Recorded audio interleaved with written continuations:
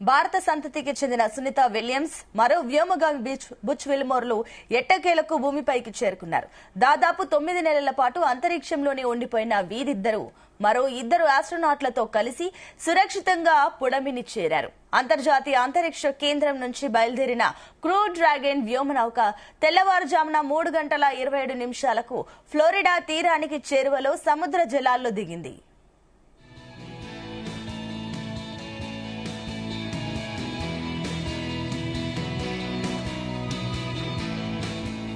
గంటకు 17,000 మైళ్ల వేగంతో భూమి వైపు ప్రయాణించిన డ్రాగన్ క్యాప్సూల్ క్రమంగా వేగాన్ని తగ్గించుకుంటూ వచ్చింది. గంటకు వేగం 116 మైళ్లకు చేరుకున్నాక పారాచూట్లు తెరుచుకున్నాయి. 4 పారాచూట్ల సాయంతో వేగాన్ని మరింత తగ్గించుకుని క్యాప్సూల్ సురక్షితంగా సముద్ర జలాల్లో దిగింది. నాసా సిబ్బంది అక్కడికి చేరుకుని చిన్న చిన్న బోట్ల సాయంతో దానిని ఓ నౌకపైకి తీసుకొచ్చి ఒడ్డుకు చేరారు. అనంతరం వ్యోమగాములను హ్యూస్టన్ లోని జాన్సన్ స్పేస్ సెంటర్ కు తరలించనున్నారు. అక్కడ వారికి వైద్య పరీక్షలు నిర్వహిస్తారు. భూ గురుత్వాకర్షణ శక్తికి తిరిగి సర్దుబాటు అయ్యేలా నిపుణులు వారికి తోడ్పాటు అందిస్తారు.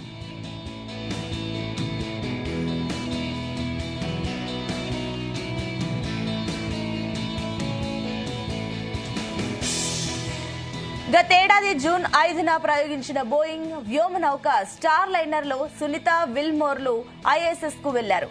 ప్రణాళిక ప్రకారం వీరు 7 రోజులకే భూమిని చేరుకోవాల్సి ఉంది. స్టార్ లైనర్ లో సాంకేతిక సమస్యలు తలెత్తడంతో వ్యోమగాములు లేకుండానే అది భూమికి తిరిగి వచ్చేసింది. నాటి నుంచి సునీత విల్మోర్లు ఐఎస్ లోనే ఉండిపోయారు.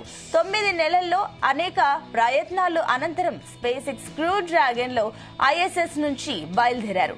భారత కాలమానం ప్రకారం మంగళవారం ఉదయం 10:15 అన్డాకింగ్ ప్రక్రియ చేపట్టారు. తెల్లవారుజామున ఇంజిన్లను మండించి క్రూ డ్రాగన్ ను భూ వాతావరణంలోకి పునః ప్రవేశపెట్టారు. దీని ల్యాండింగ్ దృశ్యాలను నాసా ప్రత్యేక ప్రసారం చేసింది.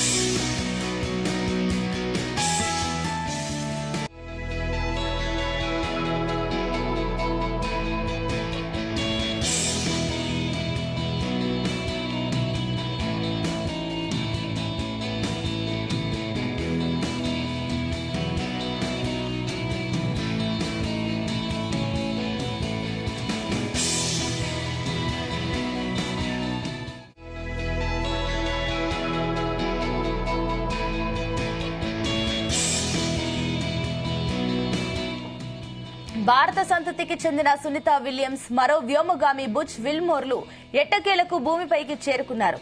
దాదాపు 9 నెలలు అంతరిక్షంలోనే చిక్కుకున్నారు.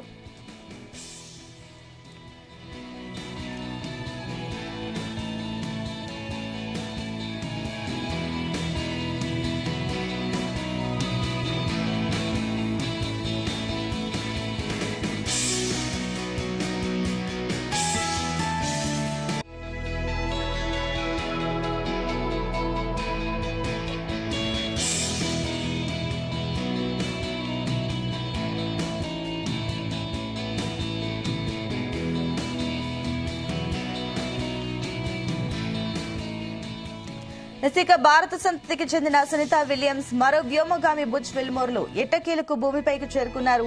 దాదాపు 9 నెలల పాటు అంతరిక్షంలోనే ఉండిపోయిన వీరిద్దరూ మరో 2 ఆస్ట్రోనాట్లతో కలిసి సురక్షితంగా పుడమిని చేరారు.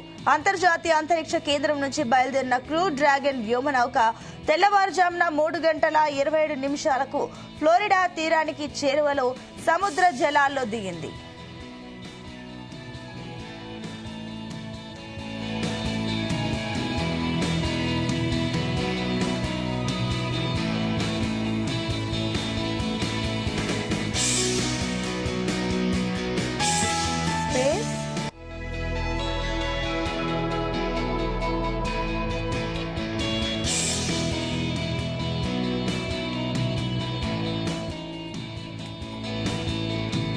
ఎస్, ఇక భారత సంతతికి చెందిన సునీత విలియమ్స్, అదేవిధంగా మరో వ్యోమగామి బుచ్ విల్మోర్ తో సహా మరో ఇద్దరు ఆస్ట్రోనాట్లు కూడా భూమిపైకి చేరుకున్నారు. ఎస్, దీనికి సంబంధించి మరిన్ని డీటెయిల్స్ చెప్పడానికి మనతో పాటు ఉన్నారు space research organisation expert Venkata Sai గారు ఉన్నారు.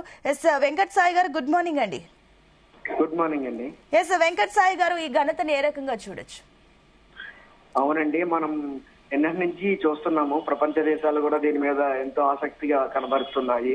దాదాపు 9 నెలల తర్వాత సుదీర్ఘ ప్రయాణం తర్వాత మనం సునీత విలియమ్స్ గారు ఈ రోజు ఎర్లీ మార్నింగ్ ఫ్లోరిడాలోని అమెరికా అక్కడ ఆ సముద్ర జలాల్లో తిరగడం అనేది జరిగింది. నిన్న మనకి ఇంటర్నేషనల్ స్పేస్ స్టేషన్ నుంచి అన్డాకింగ్ అయిన దగ్గర నుంచి ఆ ట్రంక్ సెపరేషన్, డీఆర్బిటింగ్, దాని తర్వాత ఆ పారాషూట్ ఓపెన్ అవ్వడం, ఇప్పుడు ఫ్లోరిడాలోని అక్కడ స్ప్లాష్ డౌన్ అవ్వడం కూడా అనుకున్న విధంగా అయ్యింది. అయితే ఇందులో కీలకమైన పాత్ర మనం చూస్తుంటే కనుక స్పేస్ ఎక్స్ ని మనం మెచ్చుకోవాలి. ఎందుకంటే నాసాతో పాటు స్పేస్ ఎక్స్ ఇందులో కీలకమైన పాత్ర పోషించింది మేడం. ఎందుకంటే ఆ డ్రాగన్ క్రూ కానివ్వండి, తర్వాత అక్కడికి నాసా పంపిన ఎప్పుడైతే బోయింగ్ స్టార్ లైనర్ ఎప్పుడైతే టెక్నికల్ స్నాగ్ వల్ల మళ్ళీ అది వెనక్కి రావడం, అక్కడ మళ్ళీ ఆ ప్రయోగాన్ని పూర్తిగా నాసా స్పేస్ ఎక్స్ కి అప్పగించడం, అక్కడ మళ్ళీ స్పేస్ ఎక్స్ దాని అత్యంత విజయవంతమైన డ్రాగన్ క్రూని మళ్ళీ ఇంటర్నేషనల్ కి డాక్ చేయడం, అక్కడ ఉన్న వ్యామగ్రముల్ని మళ్ళీ వెనక్కి తీసుకురావడంలో స్పేస్ ఎక్స్ అత్యంత కీలక పాత్ర పోషించిందని మనకి మార్నింగ్ కూడా నాసా వాళ్ళు అప్రైజ్ చేస్తూ నాసా అండ్ స్పేస్ ఎక్స్ సైంటిస్టులు కూడా వాళ్ళు అప్రైజ్ చేశారు. అంతేకాదు భవిష్యత్తులో మరిన్ని ప్రయోగాలు చేపడతామని కూడా మనకి నాసా వాళ్ళు దీని మీద ప్రకటన కూడా చేశారు.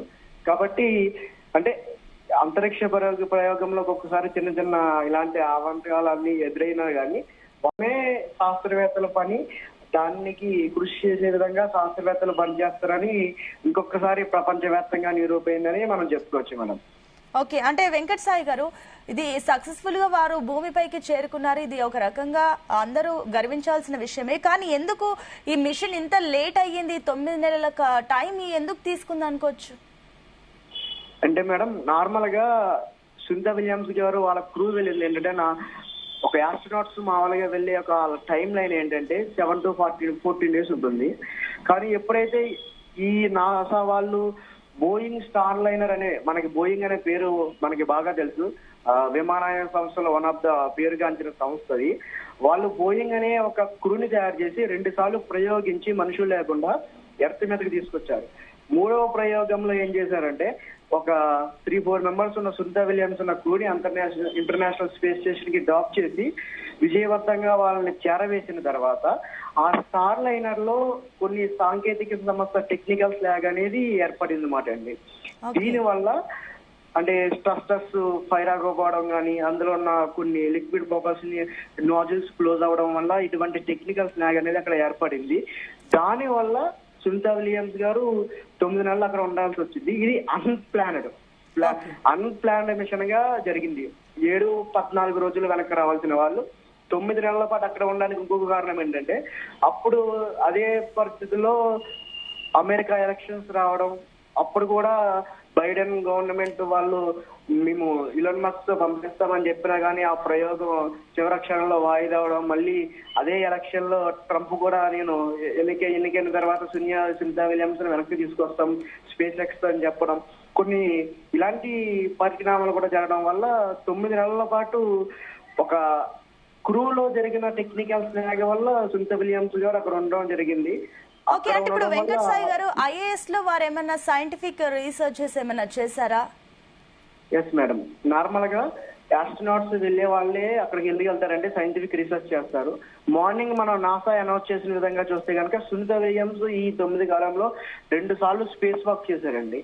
అంటే స్పేస్ వాక్ అంటే అంతర్జాతీయ అంతరిక్ష కేంద్రం నుంచి బయటకు వచ్చి అక్కడ స్పేస్ వాక్ చేయడం అనేది సునీత విలియమ్స్ గారు 2 సార్లు స్పేస్ వాక్ చేశారు. దాంతో పాటు అక్కడ బ్రెయిన్ కి సంబంధించి కొన్ని మెటలాజికల్ అండ్ బయోలాజికల్ ఎక్స్పెరిమెంట్స్ చేసినట్టుగా కూడా నాసా దీని మీద ప్రకటన చేసింది. అంటే ఇప్పుడు వెంకట సాయి గారు, ఇప్పుడు మీరు చెప్పినట్లుగా వాళ్ళు ఇప్పుడు 9 నెలల పాటు ఈ స్పేస్ వాక్ అంతా స్పేస్ లో ఉండడం వల్ల కూడా ఈ గ్రావిటేషనల్ ఫోర్స్ పైన కూడా వారికి కాస్త అలవాటు తగ్గి ఉంటుంది. సో దానికి సంబంధించి నాసా ఎలాంటి జాగ్రత్తలు తీసుకుంటుంది? వాళ్ళకు మజిల్స్ అండ్ బోన్ డెన్సిటీ పైన ఎలాంటి రీకవరీ చేసే ఛాన్సెస్ ఉన్నాయనుకోవచ్చు? అవునండి, ఇప్పుడు మీరు మార్నింగ్ చూసుకుంటే కనుక సునీత విలియమ్స్ తో పాటు మిగతా క్రూ మెంబర్స్ వచ్చినప్పుడు కూడా వాళ్ళని ఏం చేశారంటే స్ట్రక్చర్స్ మీద తీసుకొచ్చారు. అంటే వాళ్ళు నడవలేని పరిస్థితుల్లోంచి వాళ్ళని పైకి లిఫ్ట్ చేసుకుంటూ స్ట్రక్చర్స్ మీద తీసుకొచ్చి అక్కడి నుంచి మళ్ళీ వాళ్ళ నాసా ఈ హెల్త్ కేర్ సెంటర్ కి వాళ్ళు షిఫ్ట్ చేయడం జరిగింది. అంటే ఇంటర్నేషనల్ స్పేస్ స్టేషన్ లో ఆస్ట్రోనాట్స్ ఉన్నా కానీ అక్కడ కూడా వాళ్ళు ఎక్సర్సైజెస్ చేస్తారు.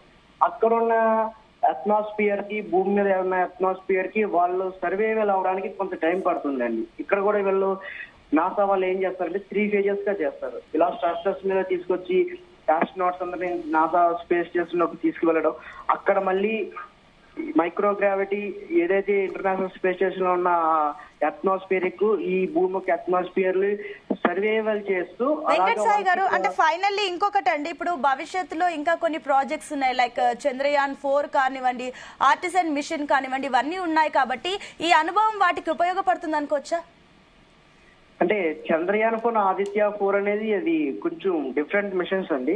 కానీ ఈ ఇయర్ లో 2025లో మన భారతీయుడు ఇండియన్ ఎయిర్ ఫోర్స్ కి సంబంధించిన శుభాంశు శుక్లా అనే ఒక ఇండియన్ ఎయిర్ ఫోర్స్ పైలట్ అక్సిమో 4 అనే దాని మీద ఇంటర్నేషనల్ స్పేస్ స్టేషన్ నలుగురు క్రూస్ తో కలిసి వెళ్తున్నారండి.